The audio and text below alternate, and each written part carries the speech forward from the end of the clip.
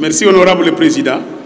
Je voudrais montrer au directeur général, le moment où nous parlons, vous avez les images de Bukavu depuis hier à la régie des eaux Bukavu. Montrez-moi. Qu'est-ce qui se passe là-bas? Ils viennent réclamer de l'eau et là on paye les bidons de 20 litres à 100 francs, 300 francs. Montrez à la plénière aussi. Je vais vous l'envoyer à Bukavu. On paye les bidons combien? Donc, je voudrais dire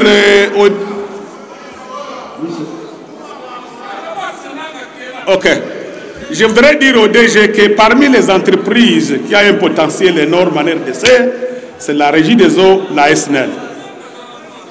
Le président a dit qu'on soit bref. J'ai déjà fait une proposition au bureau de l'Assemblée nationale suite à la réponse de la Banque centrale que c'est ici où nous devons trouver des solutions pour tant de problèmes. L'année passée, 2024, le gouvernement, à travers la dette intérieure, a payé plus de 380 millions de dollars. 380 millions de dollars. Qui a été voté. Sans même être certifié. Nous pouvons demander, et j'aimerais que le président puisse faire une commission d'enquête, voir qui ont bénéficié de ces paiements. Cette année, on va payer la dette intérieure, ce qu'on a voté ici. C'est plus de 1000 milliards, ça représente environ 350 millions. Si on pouvait payer la dette intérieure, en payant les entreprises productives comme la SNEL, comme la Régie des eaux, imaginez-vous, si on payait un dixième de 300 millions de dollars, la Régie des eaux, et la dette payée ne sont pas payées pour les Congolais. C'est un déséquilibre. Si vous regardez 350 millions payés, toutes les provinces, aucune des provinces à l'intérieur, les PME, les entreprises congolaises n'ont bénéficié de ces paiements. Nous voudrons demander au président qu'à l'avenir, lorsqu'il y a un paiement à faire, qu'on puisse voir dans chaque province quelles sont les entreprises payées, surtout les PME. J'avais déposé un dossier où vous avez transmis à la Banque centrale. Il a répondu, il a sur 80 millions de dollars pour les micro-entreprises et les femmes ménagères qui ont vu leur argent disparaître depuis plus de 10 ans. La Banque centrale est d'accord, il a dit, si l'Assemblée nationale pouvait voir au niveau du gouvernement prendre en compte cet argent de tous ces gagnes petits. On a fait une proposition, c'est la même chose pour la Régie des eaux. Si demain la Régie des eaux, le gouvernement lui paye 20 millions, 10 millions sur les 300 millions, ils peuvent relancer. Et question de prix, le prix juste prix. C'est difficile pour la Régie des eaux. Si on faisait les justes prix comme le pétrole, le carburant aujourd'hui, 1 litre en Europe, c'est environ 6 000 francs. Si la Régie des eaux, on faisait aussi un prix juste, peut-être on peut avoir un prix moyen, personne ne paierait pas 1 litre. Et pour terminer, je voudrais demander au DG, il ne faut pas qu'il fasse comme le gouvernement congolais aussi de ne pas payer la dette. Il y a plus de 5 mois que les agents ne sont pas payés.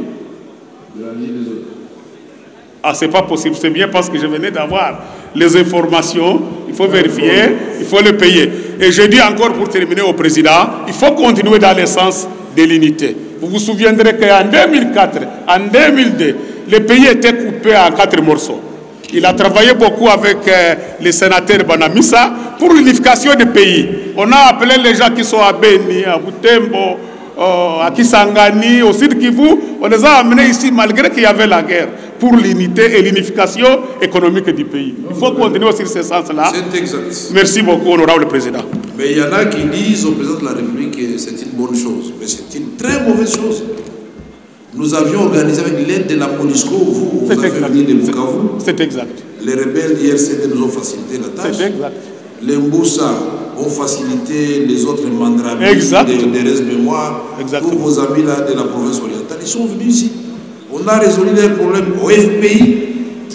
On a résolu les problèmes de la paix à travers vous autres. Et vous avez tout fait pour que même les entreprises de l'Est bénéficient des crédits de FPI pour relancer l'économie. Vous vous souvenez de ça? Merci beaucoup. Merci, président. Merci. Merci. Et c'est Mabunda qui était PDG de la FPI à ce moment. Exactement. C'est ça l'histoire du pays, malheureusement. On peut savoir l'économie de votre intervention. Mon intervention concerne la Régie des eaux. Le DG de la Régie des eaux a répondu. J'ai été surpris et étonné de voir que la ville de Bukavu est le deuxième, le meilleur servi, plus que Kinshasa. Et le premier, c'est Kwango, c'est 30%. Le Sud Kivu, 68%. Kinshasa, 52%. Les autres, 10%, 40%. Nous sommes environ 1,5 million à 2 millions d'habitants. Et j'ai montré, séance tenante au DG, qu'à Bukavu, hier, le 11, la population de Mungu était à la raison pour réclamer de l'eau. Tu as vu le président demander qu'on montre dans la salle comment Bukavu souffre. Uholo, Kadutu, Chimbunda, Irambo, Muhungu, Essence, route d'Ouvira, il n'y a pas d'eau. Et nous entrons dans la saison sèche. Mais une des pistes de solutions que j'ai proposées, je dis au président, vous savez, le gouvernement débourse beaucoup d'argent chaque année pour payer la dette intérieure. Et la régie des eaux, la SNEL, le gouvernement lui doit beaucoup. J'ai donné l'exemple l'année passée, le gouvernement a payé la dette intérieure de 380 millions de dollars. Les 380 millions de dollars, la dette intérieure, on n'a pas pensé aux entreprises, micro-entreprises, PME, grandes entreprises qui ont rendu des loyaux services à la nation de l'intérieur. On a payé qu'à ses amis ici à Kinshasa, Libanais, Indiens, Chinois. Pourtant, si on payait les gens qui ont rendu les réels services, comme la régie des eaux, la réseau lui doit 100 millions, ça combien 150 millions de dollars. Si on nous payait dans les 380 millions, même un dixième, 38 millions, la SNL 38 millions, ils allaient réinvestir cet argent pour desservir les gens. Mais malheureusement, on ne le fait pas. J'ai dit au président, j'ai un cas, par exemple, de la Banque centrale. Il y a des gens qui ont perdu leur argent, les femmes maraîchères, les micro-entreprises, les artisans, les PME, les épargnants, les ménagers, à Bukavu, au Sud Kivu, au Nord Kivu, au Maniema. Bukavu a perdu plus de 50 millions de dollars. Il y a plus de 10 ans. Les gagnent petits. 1000 dollars, 500 dollars, 10 000 dollars, 100 dollars. Ces gens-là, ça fait déjà plus de 12 ans, 13 ans qu'on réclame aux liquidateurs de la Banque centrale qui ont le garant d'épargne publique. Et j'ai déjà reçu la réponse suivant ma lettre écrite, la question écrite adressée à la Banque centrale, qui est transmise par l'Assemblée nationale. Et le gouverneur de la Banque centrale a répondu, il a dit, madame a dit, gouverneur, qu'on est en train de réfléchir et il pense que l'Assemblée nationale et les gouvernements peuvent trouver une solution pour ces épargnants. J'ai dit au président, j'ai déjà fait un rapport, une piste de solution, comment l'Assemblée nationale peut recommander au gouvernement de mettre ça dans la dette intérieure et commencer à les payer. On va payer pour cette année plus de 350 millions. Si au Sud Kivu, on paye les 50 millions, si le Nord Kivu, environ 40 millions, le Maniema 5 millions, si on réinjecte environ 100 millions de la dette des épargnants, ce n'est pas une dette, c'était l'argent, leurs droits. Mais ils ont vu leur argent disparaître dans les banques. Ce n'est pas possible.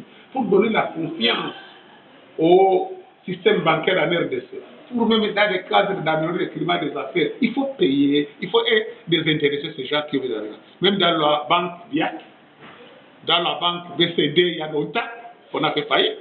Et il y a même des jugements, on a condamné la Banque centrale.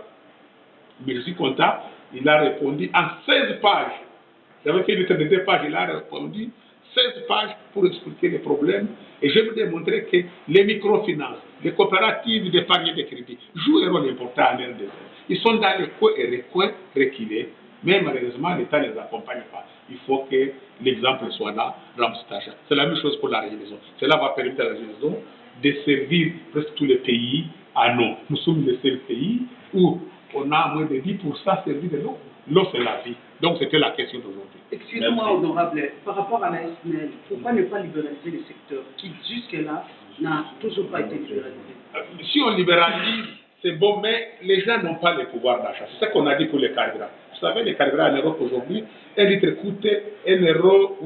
1,08 €, c'est environ 2 $. 2 $, c'est 6 000. Mais pourtant, on paye les carburants à 2 900, 3 000, disons. C'est la moitié. Parce que l'État subventionne une partie. Là, le juste prix, le prix rémunérateur que les gens ont demandé. Si on fait un prix rémunérateur, personne ne le payera. Donc, il faut le juste prix, moyen prix, et l'État subventionne une partie. Et c'est comme ça la SNEL. Et c'est après la stabilité, lorsqu'on aura le pouvoir d'achat. Un enseignant toucher 500 $, un infirmier 500 $, c'est là où on peut avoir la régie des eaux avec un prix élevé. Donc, C'est ça la question, mais il faut d'abord commencer par la dette intérieure, régler la question des dettes que le gouvernement paye. C'est les droits, les PME, les micro-entreprises et la régie des eaux. Et quel encadre Congo.